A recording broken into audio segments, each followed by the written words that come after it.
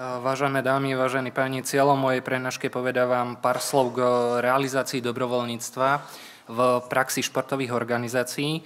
Určite všetci viete veľmi dobre, že činnosť dobrovoľníkov predstavuje veľmi veľkú pomoc, vďaka ktorej sa darí organizovať mnohé športové podujatia alebo športové súťaže. Napríklad len v prípade letných olympijských hier v Riu sa zúčastnilo na spoluorganizovaní týchto olympijských hier viac ako 100 000 dobrovoľníkov. Takže úvodom by som zrekapituloval, čo nové priniesol zákon o športe vo vzťahu k dobrovoľníkom. V podstate to tu už bolo pred chvíľou rozoberané, tak len tak skrátke poviem, že teda týmto zákonom sa umožnilo, aby športový odborník vykonával športovú činnosť ako dobrovoľník. Tu by som teda poukázal predovšetkým na tú skutočnosť, že takýmto dobrovoľníkom môže byť aj fyzická osoba, ktorá vykonáva činnosť v športe, na ktorú sa v súlade s pravidlami súťaže a predpismi športového zväzu nevyžaduje odborná spôsobilosť. Hej. Čiže môže ísť o rôznych, napríklad zberačov loptičiek alebo časomeračov, ale nejako tu bolo hovorené, nejakých upratovačov alebo právnikov. Hej. Ďalšia taká novela, ktorá bola včlenená do zákona o dobrovoľníctve, bola možnosť náhrady za stratu času dobrovoľníka, ktorý je zapísaný v tomto informačnom systéme športu, priznať mu za každú hodinu vykonávania dobrovoľníckej činnosti sumu vo výške, ako pán Mihal povedal, myslím 2 eurá pár centov. A taktiež bola tu aj novela zákona o daní z príjmov, to už však nejdeme rozoberať, keďže to tu bolo rozoberané pred chvíľou. Vo všeobecnosti však možno povedať, že vďaka týmto jednotlivým opatreniam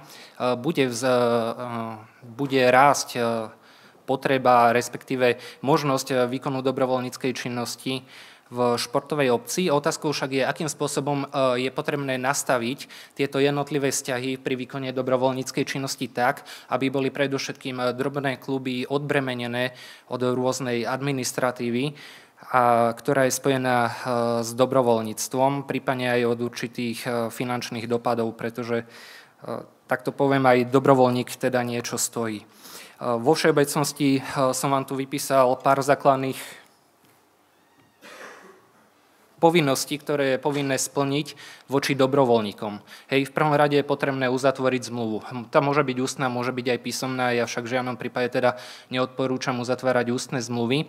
Čiže musí tu byť nejaká osoba v tom malom klube, ktorá s dobrovoľníkom, ktorá túto zmluvu pripraví.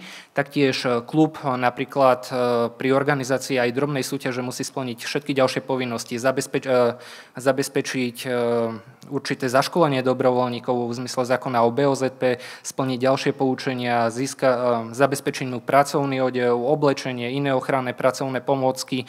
Pokiaľ ide o tie finančné náklady, ktoré musí klub vynaložiť, môže ísť napríklad o náklady na poistenie dobrovoľníka alebo na úhradu za stratu času dobrovoľníka, ktorý je zapísaný v informačnom systéme športu. Hej. Čiže sú tu v podstate určité povinnosti, ktoré musí každý splniť a pre taký malý klub môžu byť vo všeobecnosti tieto povinnosti ťažko splniteľné. Sú to ešte aj ďalšie povinnosti, napríklad v zmysle zákona o ochrane osobných údajov, ale tie už som sem ďalej nedával. Vo všeobecnosti zákon umožňuje dve zákonné možnosti, na základe ktorých môže vykonávať dobrovoľník dobrovoľníckú činnosť. Prvou je uzatvorenie zmluvy s prijímateľom dobrovoľníckej činnosti, napríklad klubom. V takomto prípade však klub musí splniť všetky tieto povinnosti a ešte aj mnohé ďalšie, aby mohol teda dobrovoľník pre neho vykonávať dobrovoľníckú činnosť. V súčasnosti aj po rozhovoroch, ktoré som mal v tejto oblasti, možno povedať, že táto prvá možnosť v športovej obci prevažuje. Hej? Čiže každý klub si uzatvára zmluvy, plní tieto podmienky, uhrádza za dobrovoľníkov napríklad teda to poistenie.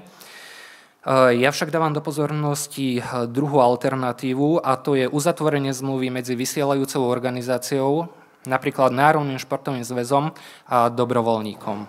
Tu by som poukázal napríklad na to, že v prípade, keď sa uzatvorí zmluva medzi vysielajúcou organizáciou a dobrovoľníkom, všetky tieto jednotlivé povinnosti pod tým bodom 1 až 8 zabezpečuje vysielajúca organizácia. Vysielajúca organizácia následne len povie dobrovoľníkovi v podstate, kam pôjde vykonávať tú dobrovoľníckú činnosť. Pre ilustráciu napríklad by to mohlo prebiehať tak, že Národný športový zväz by vyzval osoby, ktoré by mali záujem vykonávať dobrovoľníckú činnosť, aby sa napríklad podľa regiónov prihlásili.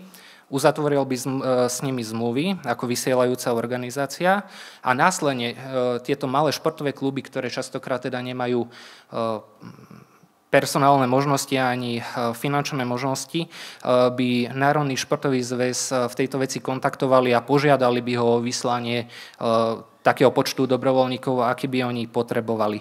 Samozrejme, asi nie je spravodlivé požadovať od zväzu, aby sa napríklad finančne podielal v plnej miere na tých dobrovoľníkoch, ktorí vykonávajú dobrovoľníckú činnosť pre jednotlivé kluby. Preto zákon ustanovuje v paragrafe 4 odsek 11 možnosť uzatvoriť medzi napríklad Národným športovým zväzom a jednotlivými klubmi dohodu o podmienkach výkonu dobrovoľníckej činnosti. Čiže Národný športový zväz by mal určitý počet zazmluvnených dobrovoľníkov. Klub by požiadal v prípade organizovania nejakej športového podujatia o vyslanie pár dobrovoľníkov. Zväz by zabezpečil školenie OBOZP a následne by sa mohol v zmysle tejto dohody dohodnúť s klubom, že klub napríklad zabezpečí pracovné odevy pre jednotlivých dobrovoľníkov, alebo sa bude určitou finančnou mierou spolupodielať na krytí týchto nákladov. Čiže Národný športový zväz by v tomto prípade prevzal predovšetkým tú administratívu, zatváranie a spisovanie zmluv, zabezpečenie školenia OBOZP a klub by potom následne už iba uzatvoril zmluvu so zväzom, požiadal by o vyslanie dobrovoľníkov a v prípade, ak by sa tak dohodol so zväzom, tak by mu uhradil určitú peňažnú čiastku. Takáto dohoda v podstate zákon neustanovuje, čo má obsahovať táto dohoda, čiže to bude už len na úprave Národného športového zväzu a jednotlivých klubov, prípadne na tom, ako sa, teda či sa rozhodne Národný športový zväz takýmto spôsobom pomôcť jednotlivým klubom. Myslím si, že táto alternatíva by teda jednak odbremenila tie jednotlivé kluby od administratívy, dala by im teda viac času venovať sa športovej činnosti a časť tej administratívy by im pomohol vykonať Národný športový zväz. Takže to len skrátke.